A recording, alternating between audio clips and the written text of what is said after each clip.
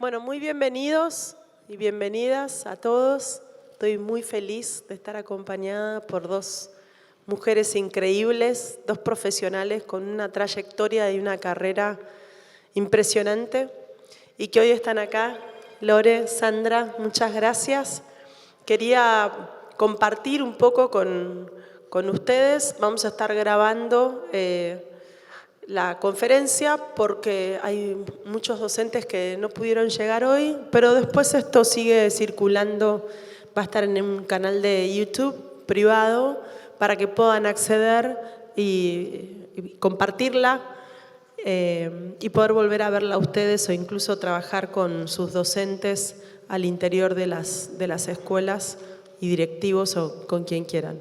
Bueno, ¿por qué tuve la idea? Primero que las quería presentar a ellas dos, yo las conocía por separado y me parece que son dos mujeres que cuando se crucen sus caminos va a ser increíble lo que puedan hacer. Pero la verdad es que estamos hace rato con un tema, vieron que estuvimos acá con Santi Bilinkis, con todo lo que es inteligencia artificial. Estuvimos trabajando como gobierno para poder limitar la ludopatía infantil y ahora estamos trabajando en una mesa de especialistas por todo lo que tiene que ver con el uso, tiempo en pantalla de los chicos y cómo eso afecta a su aprendizaje. Así que en este ratito vamos a escuchar primero a Sandra, después a Lorena y después yo voy a estar haciendo algunas preguntas.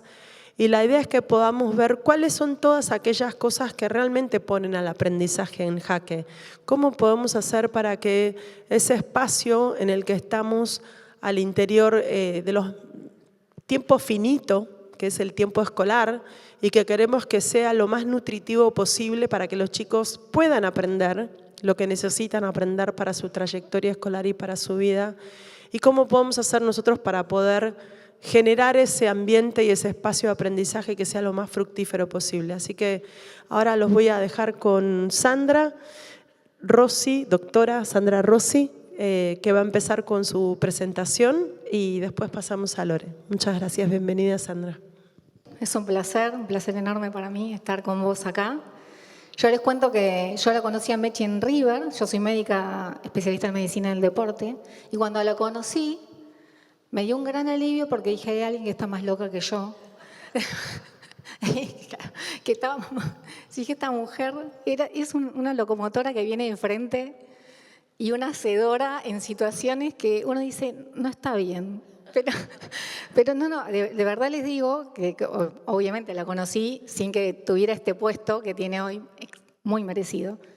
Y fue muy impactante conocerla y muy hermoso, y lo que compartimos en River es parte de mi historia y de la parte más linda que me llevo de River.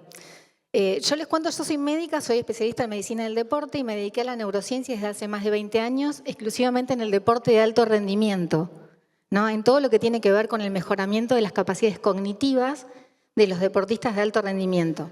Trabajé en el CENAR, armando el primer laboratorio de neurociencia aplicada al deporte del país, donde trabajé con todos los seleccionados nacionales en mejorar las capacidades cognitivas, que hasta ese momento los deportistas se destacaban básicamente por sus habilidades físicas. Como que, bueno, si tenías una mente fuerte, llegabas, y si no la tenías, te ibas. Con lo cual un montón de deportistas hipertalentosos quedaron en el camino y siguen quedando en el camino. No, porque no hay áreas y todavía hay muy poquitos profesionales que pueden incluir la parte mental, la parte emocional, como parte importantísima de la performance, ¿no? Y esto era, la idea era, bueno, o sos fuerte o no podés entrar acá, ¿no?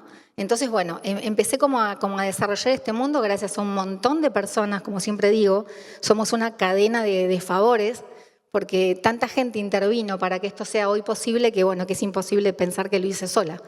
Gracias a Dios. Así que, bueno, yo les voy a contar un poco desde mi lugar cómo es que trabajamos las habilidades cognitivas y particularmente voy a hacer foco. Ustedes piensen que trabajo con chicos en edad de crecimiento donde los aprendizajes están a 1000 y donde no solo son deportistas de alto rendimiento, sino que están haciendo su carrera escolar. Y hace 10 años que me dedico al fútbol y el mundo del fútbol y del exitismo va muy en contra de que ellos puedan terminar su escolaridad, ¿no? Porque se los ve como un número, como fuentes de ingreso de mucho dinero y no sigas el colegio ¿para qué? ¿No? Entonces es una lucha que, bueno, que ella batalló muy desde adentro del club, generando cosas increíbles de cambio de paradigma, que como todo lleva su tiempo. Pero bueno, estamos un poco, yo desde el Laboratorio de Neurociencia, tratando también de ser un buen complemento para lo que es el aprendizaje de los chicos. Porque lo que trabajamos es esto, ¿no? La mejora de habilidades cognitivas. Vamos a empezar un poquito, les voy a contar y les voy a mostrar algunas cosas que hacemos en el laboratorio para que tengan idea, porque a veces es como tan distante de nosotros, o el alto rendimiento nos queda como tan lejos que bueno, quería que lo vieran un poquito mejor. Vamos a arrancar. Esto a mí me encanta decirlo porque de alguna manera fue lo que a mí como que me conmovió de la neurociencia y dije, bueno, me quiero parar acá como para poder explorar y entrenar el cerebro de estos deportistas, ¿no? El cerebro es un sistema que se organiza a sí mismo a través de la sincronización. Esta palabra lo voy a decir mucho. Es decir, de la formación de equipos o circuitos de neuronas que se juntan para desarrollar una tarea concreta. Las neuronas estarán sincronizadas cuando se comuniquen entre sí. Ustedes fíjense que este es un concepto que es anatómico, fisiológico, pero que en algún punto nos cuenta de qué estamos hechos. Nosotros estamos hechos de esto. Estamos hechos de equipos que tienen que sincronizar, que se tienen que comunicar para una tarea en conjunto. Es decir, este es nuestro ADN, por decirlo de alguna forma. Esta es nuestra madera.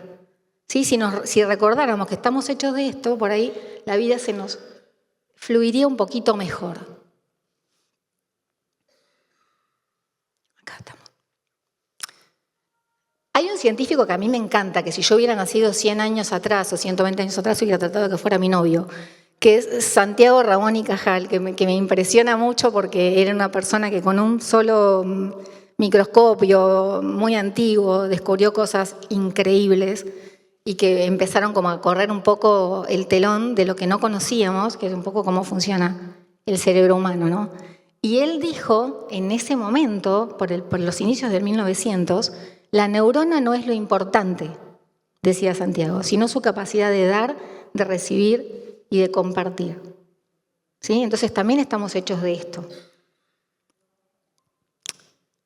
La neurociencia en general se apoya en el fenómeno de lo que llamamos neuroplasticidad, que debe ser un término que ya todos conocen, que es la capacidad que tiene el cerebro de modelarse a sí mismo. Lo que estamos viendo ahí son como imágenes de los bracitos de las neuronas, de las dendritas, donde en estas prominencias que vemos acá, a ver ahí, como más redondeaditas, se supone que tiene mucho que ver con la memoria, y los más puntiaguditos es donde están todos esos bracitos como muy susceptibles del aprendizaje constante y continuo. Y si uno lo pudiera mirar esto en algo que es funcional, vería cómo está todo en movimiento. Nada está fijo, todo está como ahí como bailando, como listo para ser estimulado. No tenemos nada fijo, ¿sí? Este es un trabajo que fue muy interesante, que se publicó en el 2004, donde se veía que los aprendizajes, como que sí, ¿vieron que dice el aprender no ocupa lugar? Bueno, pareciera ser que sí, que ocupa, porque modifica la estructura anatómica. ¿Sí? Este es un trabajo donde se les enseñó a un grupo a hacer malabares. Previamente se les escaneó el cerebro para ver cuánto medía el área que controlaba las manos, ¿sí? Todo lo que era la memoria visoespacial, se la midieron y después los pusieron a aprender malabares. Una vez que podían hacer los malabares, es decir, que habían adquirido una habilidad que ellos no tenían, le volvieron a medir, ¿sí? Estas áreas serían las encargadas, les volvieron a medir y esa área había aumentado de tamaño. Entonces quiere decir que el aprendizaje recluta nuevas neuronas y recluta mejores comunicaciones entre las neuronas que están. Fortalece, ¿sí? Esas comunicaciones. Y esto si nosotros nos imaginamos como una red Wi-Fi, cuando nosotros estamos conectados a una red que tiene un ancho de banda más ancho, más potente, la comunicación de esa información pasa muchísimo más rápido, ¿no? Que si tuviéramos un ancho de banda más pequeño. Ese ancho de banda lo hacen la cantidad de comunicaciones que tengan las neuronas entre sí. y se comunican a través de la estimulación. Cuando nosotros estimulamos el cerebro, esas comunicaciones se fortalecen, se hacen más potentes. Después igual me imagino que Lore va a hablar un montón. Entonces, en el entrenamiento de neurociencia, y acá, digamos, voy a ser como muy respetuosa de ustedes, que antes que me olvide, la verdad que es un honor para mí estar frente a ustedes. Considero realmente que, y no es un cliché, es un sentir que nuestro país está en sus manos en algún punto, que dependemos mucho de ustedes y de la garra que le ponen y de la voluntad que le ponen, ¿no? para que la cosa mejore y para que tengamos mejores personas. Así que sí, un honor, de verdad les digo, es un honor estar frente a esta audiencia. Los valoro tremendamente. Entonces, en el entrenamiento de neurociencia usamos la capacidad que tiene el cerebro de modificarse a sí mismo. Que esto, a ver, más allá de trasladarlo hacia los aprendizajes de los chicos, es algo que es bueno para nosotros también. Porque nuestros cerebros no están rígidos. Nosotros tenemos esta enorme capacidad y esta como, yo diría que casi que es una bendición o una forma de ser diseñados con una perfección que uno dice, por favor, es impresionante lo que podemos hacer con nosotros mismos. Entonces también es para ustedes esto, ¿no? De decir, bueno, no es solo hacia quién dirijo mi trabajo, sino también es hacia mi persona, que es posible de modificar en algunos aspectos, mejorar algunos aspectos, sobre todo lo que tiene que ver con lo cognitivo y con lo emocional, que después va a hablar mucho más Lore. Nosotros, como laboratorio de neurociencia aplicada al deporte, ¿qué trabajamos? Lo trabajamos en un laboratorio. Yo tengo un laboratorio que funciona dentro del gimnasio donde los chicos se entrenan. Entonces, el entrenamiento físico sucede en un espacio muy cercano al mío y ellos van pasando como por estaciones, hacen, por ejemplo, bíceps, cuádriceps en esta estación. Y una estación es neurociencia, ¿no? Entonces, entran a trabajar su mente, ¿sí? Con programas específicos que están diseñados por gente del CONICET, que son ingenieros en neurociencia. Yo creo también que cuanto más interdisciplinario se hace el trabajo, mucho más se enriquece. ¿Sí? En el equipo hay licenciados en alto rendimiento deportivo, profes, ingenieros en neurociencia, físicos, yo que soy médica, y entre todos pudimos como ir armando esto. Entonces trabajamos esto, el tiempo de reacción, el go-no-go o control inhibitorio, la visión periférica, la atención focal y sostenida, la concentración, el manejo del estrés y las emociones. Todas estas habilidades las podemos medir. Hoy voy a hacer foco específicamente en lo que es la atención focal, la atención, que ustedes tienen un tremendo desafío acá. Porque ahí sí que el mundo entero está atentando contra la atención de las personas. Nosotros en el alto rendimiento tenemos una enormísima ventaja, pero enorme ventaja. Nosotros llegamos al predio de entrenamiento, dejamos el teléfono a las 7 de la mañana y volvemos a agarrar el teléfono a las 2 de la tarde. ¿Sí? Hay una persona de seguridad que por ahí, si pasó algo, nos dice, bueno, tenés que llamar a tu casa porque pasó algo. Esa tierra fértil da muchos mejores resultados porque no somos interrumpidos. Son cerebros que pueden estar operando al 100% en cada una de las tareas y actividades que suceden durante el momento de entrenamiento. Entonces, esto que nosotros tenemos como bendición, por decirlo de alguna forma, es lo que usamos un montón a la hora de entrenar y tratar de mejorar las capacidades tanto físicas como mentales y emocionales de los jugadores. Entonces uno ve, o por lo menos yo veo, el único lugar que lo veo es en el predio donde en el desayuno la gente habla entre sí. Y los jugadores se comunican entre sí y se cuentan historias. Y por otro lado, favorece muchísimo el trabajo en equipo porque se conocen. Porque conocen sus historias, porque comparten, ¿no? Entonces, estas cosas para nosotros los usamos un montón. Y mismo los profesionales que están encargados de los chicos, en mi caso cuando les toca venir conmigo a mi estación, yo estoy 100% con él. Y él está 100% conmigo, ¿no? Entonces, si bien no sé, me estaba diciendo Mechi que por ahí se empezó a proponer esto del no uso del celular, en el área del deporte sucede. Y sucede de una manera espectacular y creo que también genera como una potencialidad del desarrollo de las capacidades de las personas y de los vínculos. Así que bueno, se los quería comentar porque me parece que es como... que no es claro, que es posible. Es posible. Y no pasa nada y nosotros trabajamos con chicos. No trabajamos con adultos que uno dice, ay, bueno, tiene más control. Y por ahí tenemos chicos de 16 años, de 17, de 18, en la primera. Después en la reserva hay chicos más chicos, ¿no? Entonces, esto es posible. Y creo que por ahí estaría buenísimo pensar en ir hacia esos lugares, ¿no? Les voy a mostrar a Julián Álvarez, ¿sí? Él lo que está haciendo acá, él está en una pantalla, esto es un test de velocidad de reacción, yo esto se los quería contar para que lo vieran.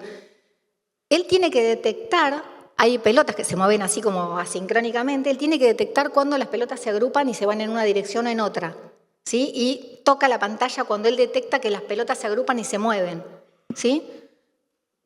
El programa le mide en milisegundos el tiempo que él tarda entre detectar esto y accionar, ¿sí? En milisegundos. Ustedes van a ver que hay números ahí arriba, ¿sí? Ahí dice 150. Es medido en milisegundos el tiempo que él tarda, ¿sí? A ver si lo podemos activar. Miren.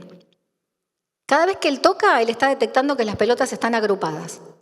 Y los números acá van marcando cada uno de las acciones que él toma en milisegundos. Este es su promedio, 158 milisegundos. Y si yo se los tomo a cualquiera de ustedes, y me incluyo, daría 400 milisegundos. Más o menos, sí, son números literales que les estoy diciendo. Entonces, un alto rendimiento deportivo que está como con un foco súper alto y súper trabajado y que no tiene distractores fundamentalmente, puede operar a esta velocidad, ¿no? Entonces, nosotros, dentro de lo que es el scouting y el testeo, cuando vemos chicos que tienen estos valores, decimos, bueno, acá hay algo, una cabeza que está funcionando de otra manera. Así todo, tenemos jugadores de altísimo rendimiento que tienen un tiempo de reacción de a lo mejor de 300 y que con el entrenamiento llegan a que por ahí naturalmente no lo tienen, pero con el entrenamiento sí llegan y sí se pueden meter ahí, ¿no? Entonces ahí está como más expresado esto de poder de la neuroplasticidad y de aprovechar esta oportunidad que nos da nuestra propia biología de una mejora. Acá les muestro otro, que son 2 jugadores, también digamos, los sometemos a trabajos como de equipo o de a 2, que se ayuden, que sean colaborativos, y ellos acá tienen una pantalla con muchos objetos y tienen que reconocer la única pelota de fútbol que les aparece, la única, ¿no? Entonces lo tienen que hacer lo más rápido que pueden. Entonces, en mucho lío, es decir, tienen que hacer un rastreo visual y decidir cuál es, que acá también, sin atención, es imposible, ¿no? Entonces ellos ahí tardan menos de 1 segundo en encontrar una pelota. Si lo hacemos nosotros, tardaríamos en promedio 2 segundos. En promedio. Bueno, muy bien. Esto para que tengan una idea, ¿no? Y esto acá en una tablet, que ellos suelen entrar en calor así, con foco. Es un juego que se puede bajar cualquiera, que se llama 100 en 1, que es una pavada, pero ellos empiezan como a buscar el número del 1 al 100 y logran encontrar 100 números en 1 minuto. ¿Sí? Si lo hacemos cualquiera de nosotros, encontraríamos más o menos 45, ¿sí? En estándar. Ellos mantienen como que tienen un nivel atencional y un foco, y yo realmente considero que, bueno, esto habría que discutirlo, ¿no? Pero creo que el tema de los aprendizajes y de los entrenamientos sin interrupción tienen mucho que ver con esto. Muchísimo que ver con esto. El poder de foco de un jugador, y no solo estoy hablando de fútbol, sino de cualquier jugador de equipo que puede meterse 100% en una tarea, tiene mucho que ver con lo que repite en la diaria, porque terminamos siendo lo que más repetimos, ¿no? Porque cada vez que repetimos vamos como reforzando esa vía neuronal que estamos usando, se hace como más potente, ¿sí? Bueno, y acá él muy canchero, como dice 100, bueno, qué sé yo, y los gasta todos los demás, pero que en realidad cuando tenemos uno que logra hacer esto, tracciona a los demás, los tracciona, porque ya hay uno que pudo, entonces los demás quieren, ¿no? Y es buenísimo porque no hace ni falta que se estimule, o que nosotros digamos, dale, sí, tenés que venir a entrenar, no, ya hay uno que marcó. ¿no? Entonces los demás como que, no, a ver, hay que batirlo a este y así. Y de hecho les cuento una intimidad. Julián Álvarez, que es nuestro jugador de selección, que lo amamos todos, bueno, que vos lo conocés, él me sigue llamando de Inglaterra para ver si sigue primero en el ranking. Le juro, me llama y dice, escúchame, ¿alguno me pasó? Digo, bueno, no, bueno, listo. Y si le digo que lo pasó a uno, es capaz de tomarse un avión, venir a Ezeiza, hacer el entrenamiento, volver a quedar primero y volverse. Claro, y yo digo, Juli, que también ahí digo, cuando uno puede incluir los sueños de los demás, e incluir el sueño de Julián. Julián soñaba con la selección o con jugar en Europa. Entonces en River podíamos como limitarlo o alimentar ese sueño. Dejar que él se expanda en lo que él podía hacer. Y fíjense que él, sin estar en River, sigue traccionando a mi equipo. Porque todos lo quieren bajar a Julián. Entonces él, sin estar, me sigue traccionando. Y eso tuvo que ver con esto de incluirlo a él con su potencialidad entera. Y dejar que él pudiera como expresar lo máximo posible, porque contagia. Si contagia a uno ya es un trabajo ganado, ¿no? Entonces el no limitarlo y tratar de, bueno, que siga, que sí, dale, vamos, para que desarrolle su máximo potencial, es un efecto dominó sobre todos los demás. Aún hoy, cuando ya hace años que no está más con nosotros, ¿no? Dentro de lo que nosotros trabajamos en neurociencia, y esto se los quiero decir así, ahora ya redondeo, no sé cómo voy de tiempo, porque yo hablo mucho. ¿Cómo voy? ¿5? Ah, perfecto. Les quería, porque es tan amplio todo, que les quería mencionar esto, que nosotros lo trabajamos un montón en el alto rendimiento deportivo. Un montón. Entonces vamos a empezar haciendo un experimento nosotros, acá. Cuando yo cuente 3... Y cuando yo digo 3, todos los que estamos acá van a frenar el filtrado de los riñones. Con fuerza mental, vamos. 1, 2, 3. Ahora, ¿qué les pasa? ¿Alguno pudo? Imposible. Ahora si yo les digo, yo voy a contar hasta 3 y todos vamos a dejar de respirar. Vamos a cortar nuestra respiración. 1, 2, 3. Nadie respire. Aguanten, respiren. Eso sí pueden, ¿no? Ustedes fíjense que una de las únicas funciones que nosotros tenemos fisiológicas, dentro de las únicas, la respiración tiene control voluntario. Es decir, la respiración tiene 2 mecanismos de control. Uno que es automático, porque nosotros no estamos controlando todo el tiempo, que por suerte, ¿no? Porque si no, sería un plomo, de que respiro, no respiro, sería un plomo. Y otro que es voluntario, que son 2 centros muy distintos los que comandan, ¿sí? Cuando nosotros respiramos con voluntad, es decir, respiro, no respiro, trabajamos en un área que tiene que ver con esta área, ¿sí? Con la corteza prefrontal, que es donde están las funciones cognitivas mayores. ¿Sí? Entonces, cada vez que nosotros hacemos una respiración voluntaria, estamos cambiando ese foco, estamos como fortaleciendo esta área de control diferente a la automática. ¿Sí? Entonces, ya otra vez vuelvo a lo mismo.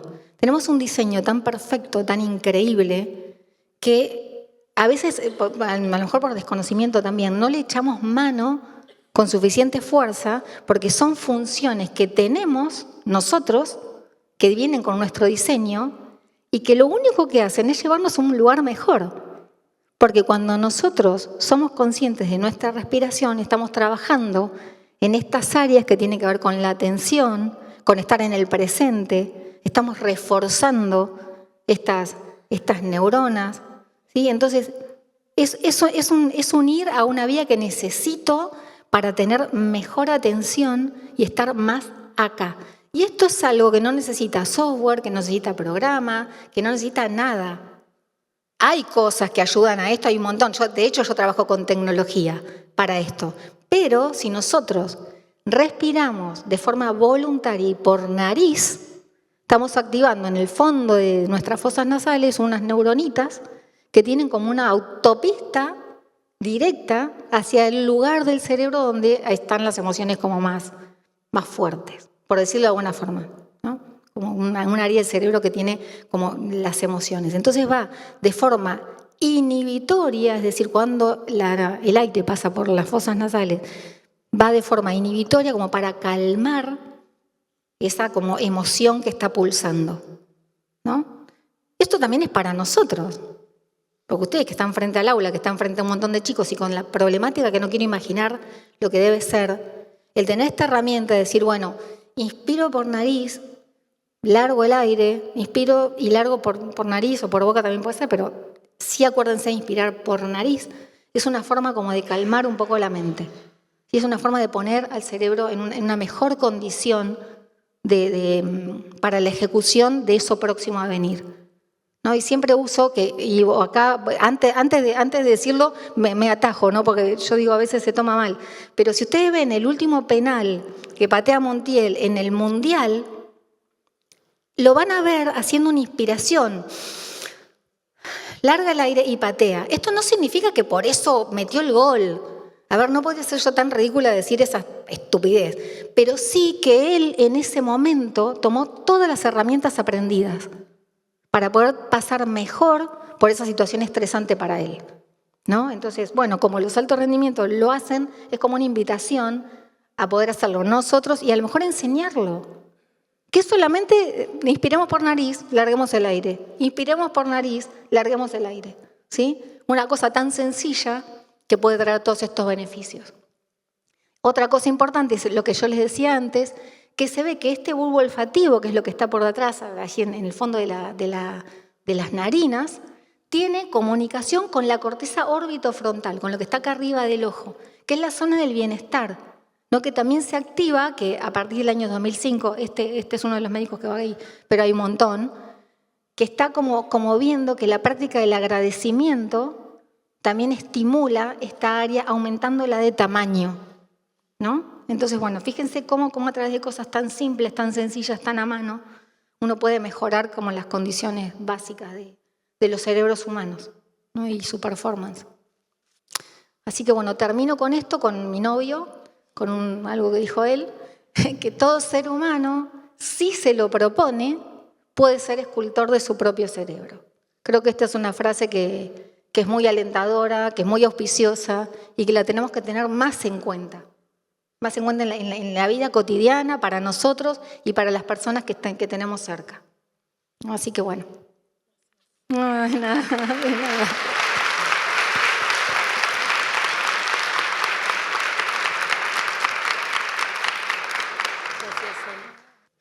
Un placer. Y me la dejaste picando, buenísimo. Sí. Hablando del deporte, me la dejó picando, pasa la pelota. Bueno, hablando de escultores de nuestro cerebro, nosotros somos los escultores de nuestro cerebro, pero en relación también, ¿no? Y la potencia que tienen los vínculos también como neuroescultores. Entonces, ustedes, en cada pequeño vínculo que vamos teniendo todo el tiempo, cada vez que nos relacionamos con alguien, estamos provocando ciertos cambios en la experiencia de esa persona. Y son las experiencias las que en forma repetida, como también decía Sandra, una y otra vez generan cambios funcionales y estructurales en nuestro cerebro, ¿no? Entonces creo que ustedes como educadores son grandes neuroescultores, ¿no? Y por eso creo que también es súper valiosa la función que ustedes tienen. Porque ustedes están 4 horas, 5 horas, 6 horas, 8 horas con esos chicos, ¿no? Entonces ese vínculo, esa forma de estar, esas experiencias que nosotros podemos proveer con nuestro círculo de influencia, ¿no? Con estar ahí presentes con ellos, es un montón, ¿no? Porque la neuroplasticidad, que es esta capacidad que tiene de cambiar el cerebro, es neutral.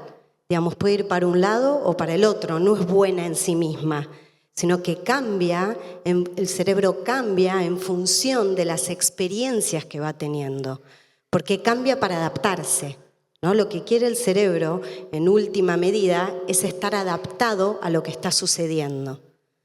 Entonces, por eso nosotros, cada vez que nos vinculamos con alguien, cada vez que estamos trayendo experiencias al otro, estamos haciendo en cierta forma, creando las condiciones para que ocurra esta neuroplasticidad.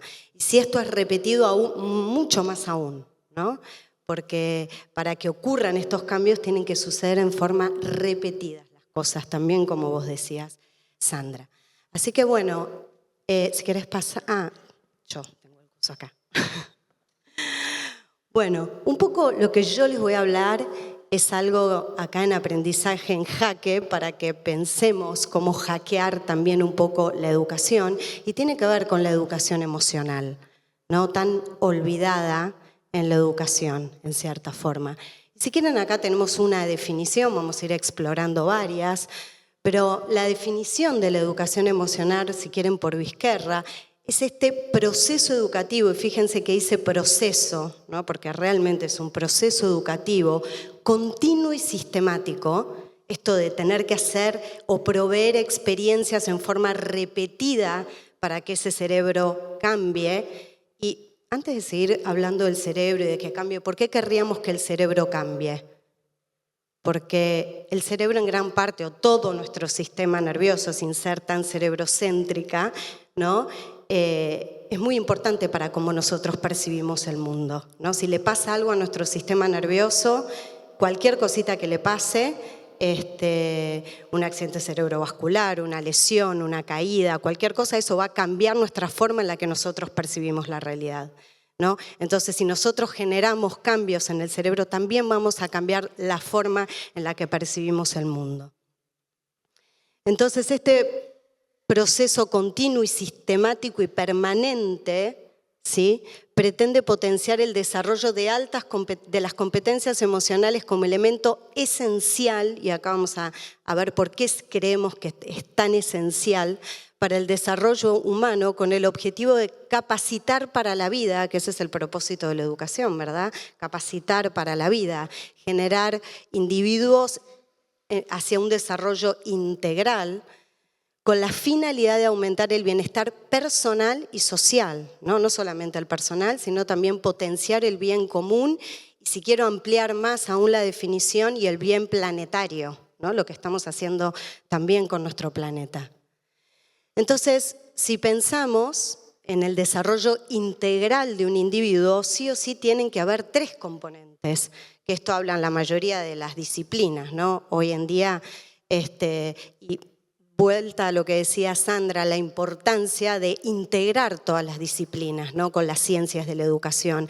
Así que creo que en eso, Mechi, muchas gracias, porque creo que vos cumplís un rol esencial en eso, en poder ir de a poquito incluyendo e integrando otras disciplinas como las neurociencias afectivas, la psicología social, ¿no?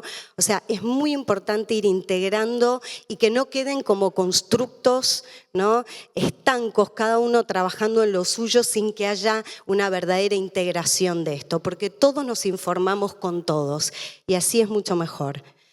Entonces, en este desarrollo integral, ¿no?, que necesita el individuo para adaptarse a la vida, vemos que hay 3 componentes: el componente cognitivo, el componente emocional y el componente social. Y si nos ponemos a pensar, la verdad que la currícula hoy en día de los colegios está claramente basada en un aprendizaje cognitivo, ¿no?, en que los chicos aprendan a leer, que aprendan a escribir, que aprendan el cálculo, que aprendan a resolver conflictos, que aprendan a adecuar esos contenidos, pero realmente dentro de la currícula, si nos ponemos a pensar en forma sostenida, en forma permanente, no estamos enseñando habilidades socioemocionales, ¿o no? ¿Estamos de acuerdo? No está adentro de la currícula este aprendizaje socioemocional, que muchas veces fueron llamadas las habilidades blandas, ¿no? Y más que blandas, yo les diría que hoy son habilidades de supervivencia. Y hoy en realidad creo que por no cultivar estas habilidades son los síntomas que tenemos como sociedad, porque no estamos desarrollando a los individuos en estas áreas. Estamos solamente enfocándonos en estas habilidades cognitivas. ¿Y qué serían estas habilidades emocionales y sociales? Bueno, en primer lugar se me ocurre pensar en el autoconocimiento, en esto de la psicoeducación, ¿no?, un poco lo que traía Sandra. Empezar a a entender cómo funcionamos biológicamente los seres humanos. Y en eso, en la década de los 90, fue la era del cerebro, ¿no? ¿Por qué? Porque aparecieron la resonancia magnética, los diagnósticos por imágenes que nos permitieron empezar a ver un poquito más qué era lo que pasaba ahí. Y ha habido muchísimos avances también en el campo del neurodesarrollo, en poder observar cómo es el desarrollo de un niño desde la infancia hasta la adolescencia, los cambios que ocurren tan importantes en la adolescencia, con lo cual hoy en día estamos informados por un montón de estas disciplinas. Entonces, está bueno que todos nos empecemos a formar para poder desarrollar este autoconocimiento como primera instancia. Otro punto importante es empezar a conocer las emociones, ¿no? Conocer las emociones, qué función cumplen, cómo gestionarlas, cómo expresarlas. Yo les voy a mostrar solamente un poquito, ¿no? Porque tengo 20 minutos nada más, me encantaría compartirles un montón, pero hoy solamente les voy a mostrar un poquito de cómo estas habilidades socioemocionales realmente impactan en esta área también cognitiva. Además de las emociones es también cómo conectarnos con nuestra motivación para alcanzar metas, esos también son habilidades socioemocionales, y también cómo desarrollar el apoyo mutuo, ¿no? Cómo relacionarnos asertivamente, amorosamente con los demás. Cada una de estas, el autoconocimiento, las emociones, la motivación por las metas y el apoyo mutuo, todas tienen gran impacto, no solamente obviamente en lo socioemocional, sino también en las habilidades cognitivas. Como ven ahí, hay una flecha que es bidireccional, es decir, cada una de estas habilidades puede actuar como facilitador o como inhibidor de las otras. Entonces, si yo no trabajo las habilidades socioemocionales, van a repercutir en las habilidades cognitivas. Si yo no tengo un desarrollo de habilidades cognitivas, también va a repercutir en las habilidades socioemocionales. Entonces, quiero decir que no es ni una ni otra, sino son todas.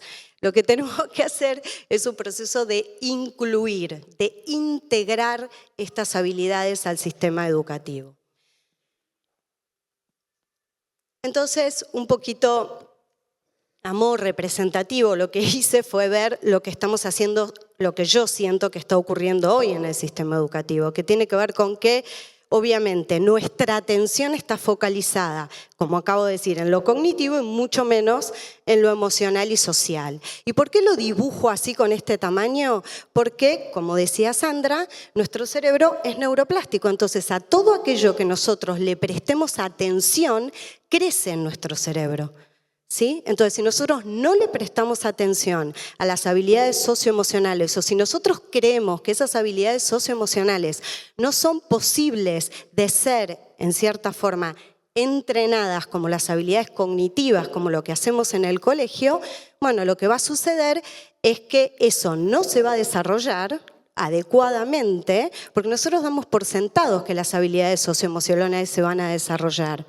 ¿No? Nosotros nacemos con la capacidad para aprender a leer y escribir, pero tenemos el estímulo. Vamos al colegio, nos sentamos y hay alguien que nos entrena sistemáticamente en la lectoescritura. Pero ¿alguien nos entrena sistemáticamente, por ejemplo, en lo que decía Sandra, en el agradecimiento? No, ¿alguien nos entrena sistemáticamente en cómo regular nuestras emociones? ¿Alguien nos entrena sistemáticamente en conocernos, en la empatía, por ejemplo, en esta capacidad de ponerse en el lugar del otro? No.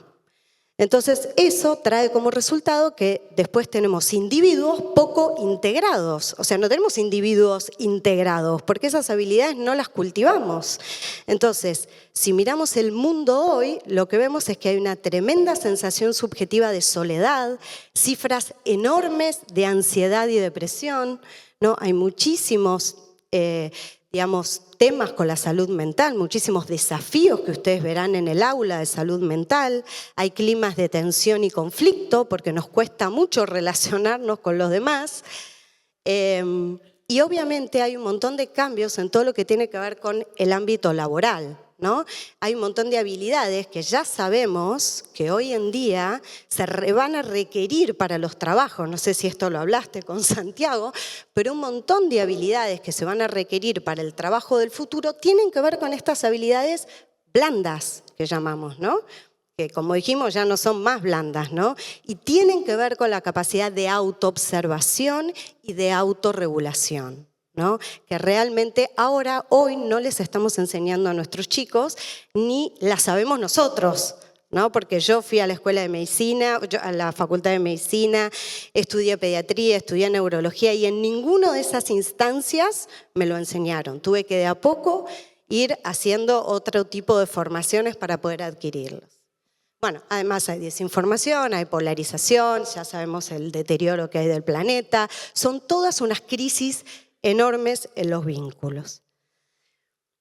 Entonces, un poco a modo solamente para que ustedes puedan degustar qué es lo que pasa con las habilidades, esta interacción, esta interdependencia muy profunda que hay entre lo que tiene que ver con las habilidades cognitivas y el aprendizaje y las emociones, porque más que nada ese era el tema por ahí más convocante, si bien claramente hay un montón de cosas para explorar y que se van a explorar dentro de lo que es el programa de bienestar que ahora les voy a comentar. Sabemos, por ejemplo, que las emociones, ¿no? Que primero, ¿qué es una emoción? ¿No?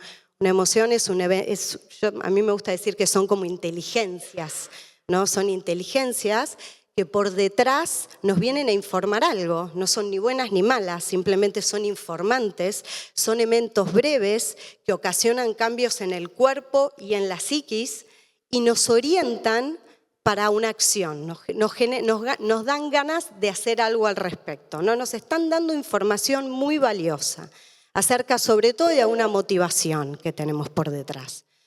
Pero bueno, ¿qué pasa? Esas emociones, en general hay emociones que son más de valencia, si quieren, negativa, es decir, que son más desagradables de experimentar, y hay emociones que son más de valencia positiva, ¿no? Que son más agradables de experimentar. Lo que sabemos es que las emociones de valencia negativa, por ejemplo, como la ansiedad, fíjense lo que hace, no es que nos informa algo, pero genera claramente cambios cognitivos muy importantes porque es necesario adaptarse a ese momento. Si a mí me está generando ansiedad, algo me da miedo, yo necesito adaptar mi cuerpo y mi mente para ese miedo. Entonces, ¿qué es lo que hace? La ansiedad, por ejemplo, o muchas emociones de valencia negativa, estrechan el foco de atención. Es decir, ¿qué hacen? Hacen que el foco atencional vaya o se centre en eso que me está produciendo miedo, que es bastante lógico, ¿no? Como decía Sandra, el cuerpo es maravilloso y tiene un nivel de inteligencia enorme, ¿no? Entonces hace que toda mi atención se centre en eso que quiero resolver. Muchas veces activan la respuesta del estrés, ¿no? Que provocan una tendencia de querer luchar, huir o paralizarse frente a esa situación. Distorsionan la percepción. Nosotros lo llamamos, entran como una especie de mentalidad de amenaza, ¿no? Que es que no solamente la atención se estrecha, sino que los pensamientos suelen ser dicotómicos, medio del todo o nada. No sé si a una vez les pasó que cuando se enojan, por ejemplo, empiezan a decir, siempre me dice lo mismo, nunca más voy a volver a este lugar, ¿no? Y después, bueno, cuando pasa el tiempo y se calman, el siempre y el nunca queda un poco relativizado, ¿no? Pero bueno, cuando empiezan a decir muchos siempre o muchos nunca, probablemente es porque están dentro de esta mentalidad de amenaza. Promueven la reactividad y la rigidez cognitiva, tienden a generar muchas veces reacciones impulsivas y con el tiempo, si se sostienen, porque no es que estas están mal, yo a veces necesito el miedo, por ejemplo, si estoy cruzando la calle, ¿no? Y de repente aparece un auto, yo necesito este tipo de respuesta, rápida, impulsiva, no me puedo poner a pensar, che, estará bueno que cruce, que a ver si el auto, pero qué probabilidades hay de que me pise o no. No, necesito tener este tipo de reacción. El tema es cuando estas emociones se perpetúan en el tiempo y ahí sí pueden claramente dificultar el desempeño académico y el laboral o en todos los ámbitos de la vida, ¿no? Y puede crear muchos conflictos interpersonales. Lo opuesto con las emociones, fíjense, mucho más agradables o de valencia positiva, en donde abren el foco atencional, ¿no? Si yo ahora mismo me paro y les hago hacer, no sé, algo que abran el cuerpo, digan vamos todos para arriba, ya es como que eso ya abre el foco atencional, fomenta la curiosidad y la exploración, activan los sistemas de recompensa del cerebro, favorece el pensamiento creativo y la flexibilidad cognitiva, amplían el repertorio de respuestas, mejorando la toma de decisiones y contribuyen al crecimiento personal y bienestar a largo plazo. Esta es una de las cosas que generan. Imagínense la relación estrecha de que lo que pasa en mi cuerpo afecta lo que pasa en mi mente, lo que pasa en mi mente claramente afecta lo que pasa en el cuerpo. Sí, bien. Entonces, no solamente eso, sino que también los vínculos son muy importantes, ¿no? En ese sentido. Los vínculos que vamos generando con los otros, esta capacidad de estar presentes, ¿no? Con un otro, el tono de voz que usamos, cómo los miramos, cómo actuamos, ¿no? Eso realmente es un imperativo biológico para los seres humanos, porque eso promueve los vínculos afectivos, pero no solamente promueve los vínculos afectivos. Cuando nosotros nos paramos con determinada presencia y amorosidad hacia el otro, lo que terminamos haciendo es activando un sistema que promueve la salud física. ¿Sí? El mismo sistema que promueve los vínculos es el mismo sistema que promueve la salud física. Por eso sentirnos confiados y seguros es tan importante en el aula, porque eso les va a dar salud.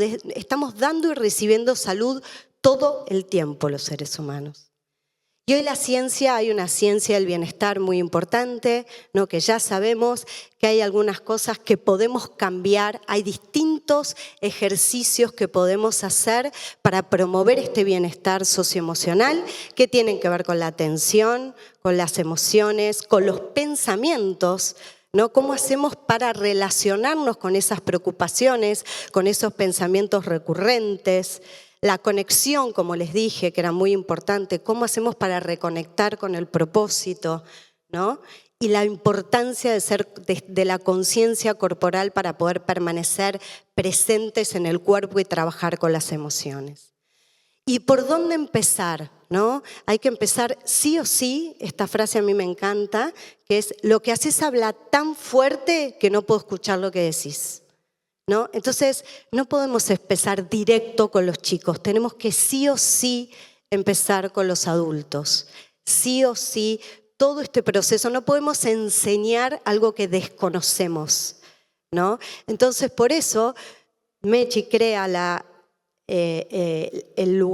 Secretaría de Bienestar, en donde desde ahí la intención es poder hacer que todos los educadores empiecen a conocer estas dimensiones socioemocionales, desde lo conceptual y desde lo experiencial, pero empezando con el adulto que modela y después a través del modelaje y a través de ir conociendo todos los procesos que subyacen, transmitirle al chico estas habilidades tan importantes para el futuro. Así que este es el mapa de habilidades que tenemos hoy, que las llamamos, como ven, esenciales en CABA, que tienen que ver con cultivar dimensiones del soy, ¿no? En donde trabajamos la atención, la autoobservación, la autorregulación. ¿Y la autoobservación de qué? De la experiencia humana. ¿Cómo experimentamos los seres humanos? Con los pensamientos, con el cuerpo, con los sentidos, con las emociones. Si yo les preguntara qué es un pensamiento, ¿ustedes saben qué es un pensamiento? Tenemos que empezar a desarrollar psicoeducación sobre toda nuestra experiencia humana. Entonces, aprendemos a diferenciar la experiencia para luego integrarla. Trabajamos en el somos, en la empatía, en la forma en la que nos comunicamos, en la amabilidad, en la paciencia, en la gratitud, en la cooperación y finalmente en cómo actuamos. Con conciencia siempre, con el autocuidado, con conciencia digital, con la toma de decisiones conscientes, con el propósito y proyecto de vida y con el autocuidado. Estas son las miles y millones de beneficios que tienen las habilidades socioemocionales, que si quieren le pueden sacar una foto, pero no se las voy a mencionar porque son un montón. Y quiero terminar con esto, ¿no? Como con lo que empecé. Que la inteligencia emocional no es lo opuesto a la inteligencia, no es un triunfo tampoco del corazón sobre la cabeza, es la intersección de ambas, ¿sí? Es unir y es integrar una y otra vez. Así que muchas gracias.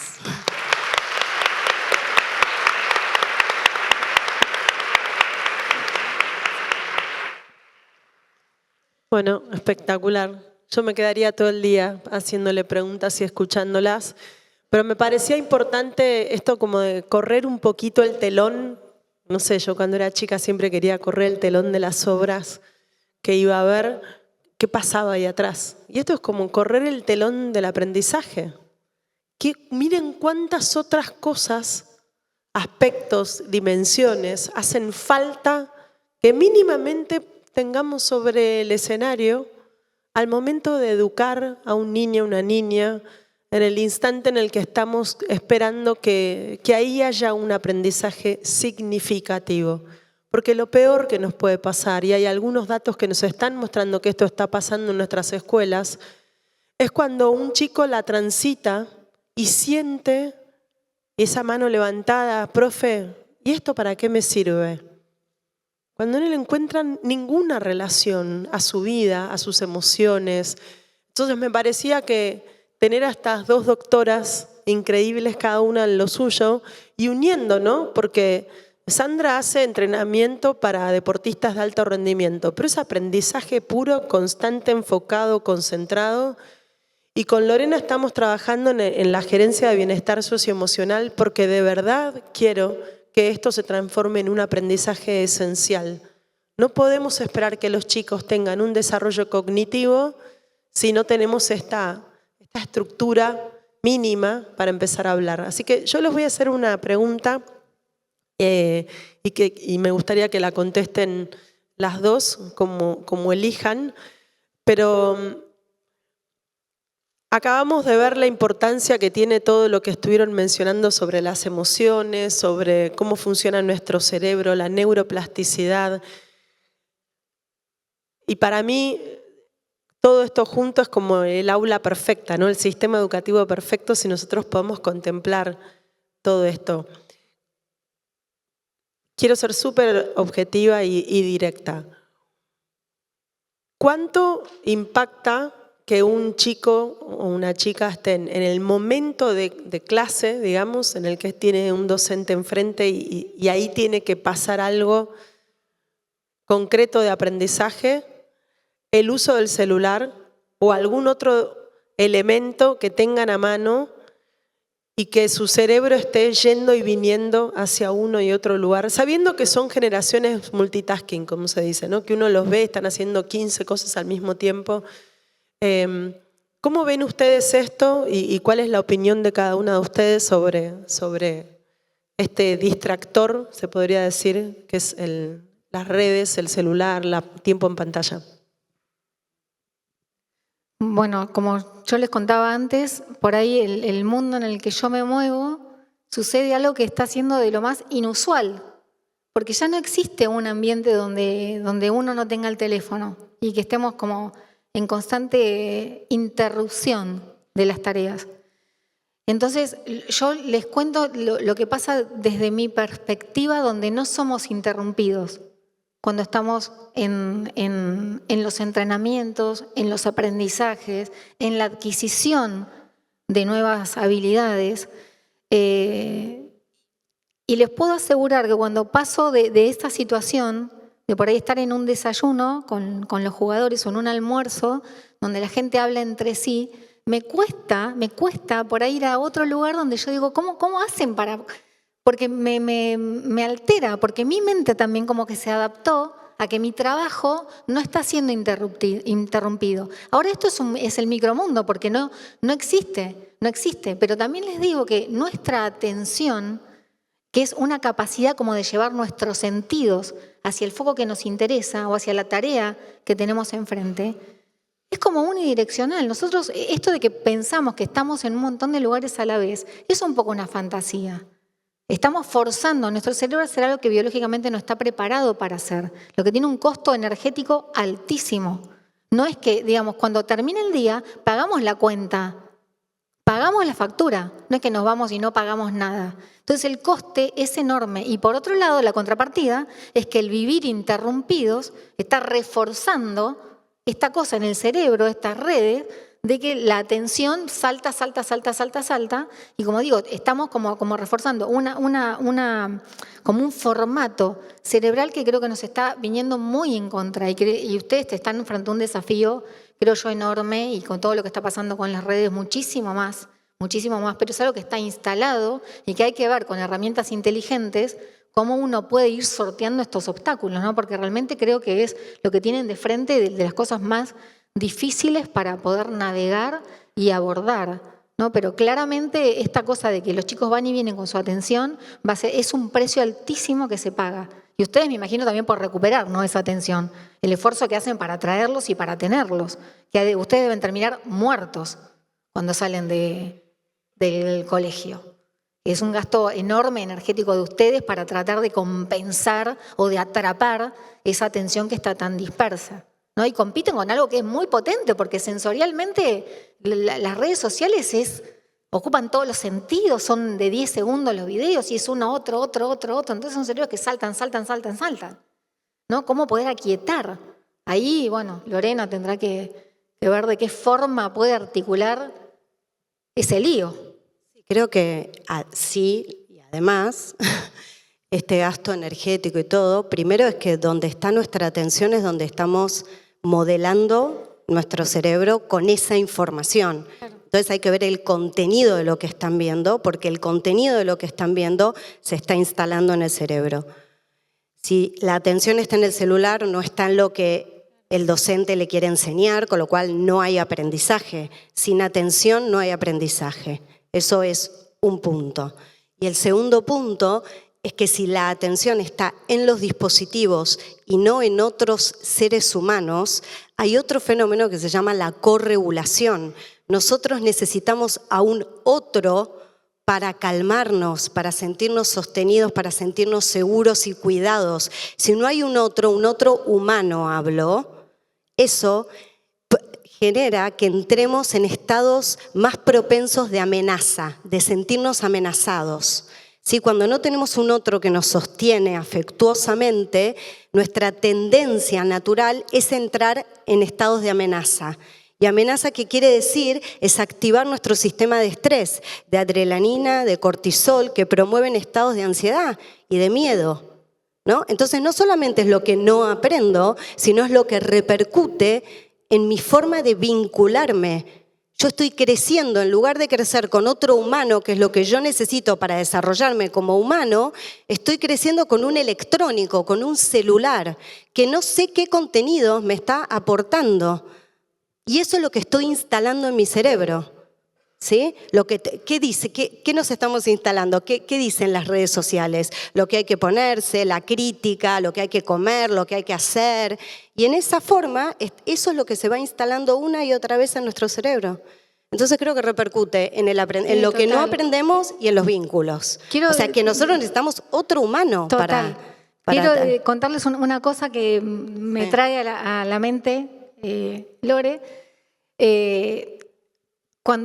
Antes de un partido, cuando los jugadores están pasando, antes de entrar al túnel, yo estoy paradita ahí para saludarlos, antes de que entren al túnel, en un pasillito, ¿no?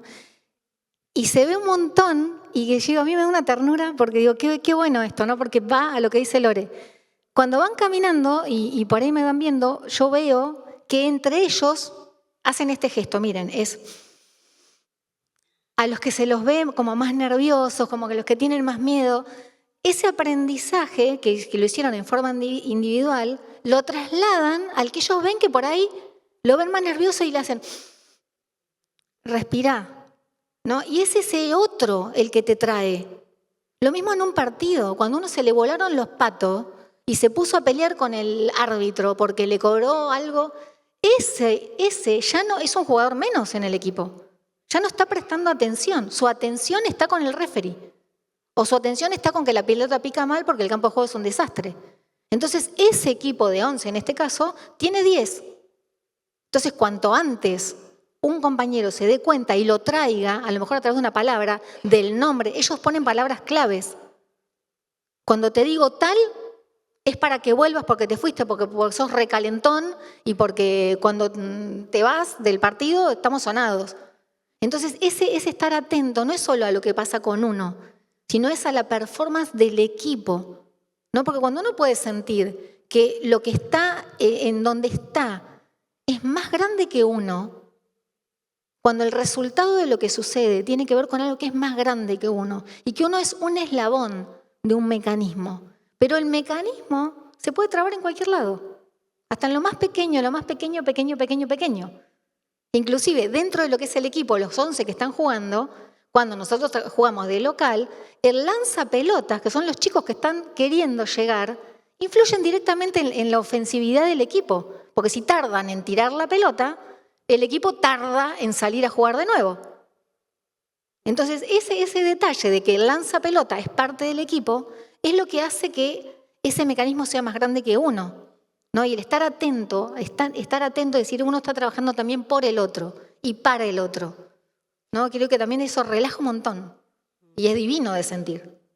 Sí, creo que cuando nacemos los seres humanos necesitamos de un otro para sobrevivir. Y la función del cuidado es lo que regula, es lo que hace que nosotros tengamos la posibilidad de regularnos en el futuro. Porque hay un otro que nos miró, que nos sostuvo, que nos cantó, que nos habló con determinado tono de voz, y eso nos calma, un otro nos calma. Entonces empezamos con esto que es la corregulación para después poder autorregularnos, ¿no? Pero si este ser humano, siempre el otro ser humano es una función correguladora para nosotros, para entrar en estados reactivos como receptivos, porque también estamos todo el tiempo enviándonos señales de acuerdo a cómo nos miramos, al tono de voz que usamos, a los gestos, a la postura, y eso lo captamos inconscientemente. Y eso lo aprendemos como sistemáticamente. Si no hay un otro y la función correguladora es un celular, vamos a entrar en amenaza. Sí o sí, porque estamos diseñados así, estamos diseñados para corregular con un otro. Y eso es un problema enorme. Por eso los chicos tan chiquitos no pueden tener un celular. Necesitan humanos, necesitan otro humano para jugar con otro humano. El juego, ¿qué hace? El juego va enseñándonos a cómo regularnos. Jugamos, te empujo, pero es hasta acá. Yo sé que vos podés empujarme hasta acá y hasta acá llegamos y hasta acá nos sentimos cómodos los dos, hasta acá nos sentimos seguros, confiados el uno con el otro. El celular no trae esa información. Entonces vamos a entrar en estados amenazantes todo el tiempo. Lo que vamos a perpetuar es sentirnos ansiosos y con miedo y solos. Ansiosos, con miedo y solos, a pesar de estar muy conectados y muy acompañados, ¿no? Bueno, yo no quiero agregar nada porque me parece que estas palabras está bueno dejarlas ahí en el aire, masticarlas e ir procesándolas, porque si me pongo a hablar me puedo quedar todo el día haciéndoles preguntas a ellas. Yo les quiero agradecer enormemente, la charla va a estar grabada, la vamos a poder volver a ver. Lore es parte del equipo del Ministerio, Bienestar en Red, vamos a estar llegando a todas las escuelas para trabajar en estas dimensiones que son fundacionales. Y a Sandra es una amiga, así que te vamos a estar invitando seguido y voy a tratar de verte cada vez más. Te quiero mucho. Lore también, muchas gracias a las dos por estar acá. Gracias a todos ustedes por haber venido esta mañana. Muchas gracias.